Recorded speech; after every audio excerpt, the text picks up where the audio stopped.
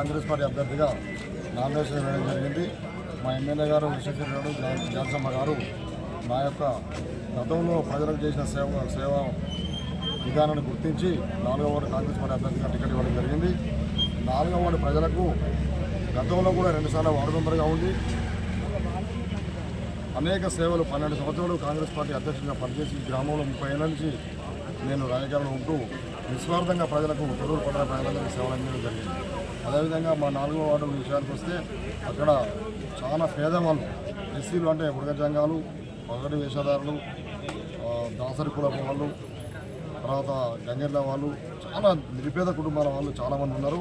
వారికి ఇందిరమ్మ ఇల్లు కానీ, డబుల్ బెడ్రూమ్ ఇల్లు కానీ, రేషన్ కార్డు కానీ, తర్వాత పోతే అనేక ప్రభుత్వ కాంగ్రెస్ పార్టీ చేస్తున్న సంక్షేమ పథకాలన్నీ ఇప్పించి వారందరికీ సేవ చేసి వారందరి మన్ననలు పొంది భారీ మెజార్టీతో ఆ 4వ వార్డు రాజీవ్ నగర్లో గెలవబోతున్నాను ఈ సందర్భంగా తెలుస్తూ మీ విలేకరులందరికీ నా యొక్క ధన్యవాదాలు.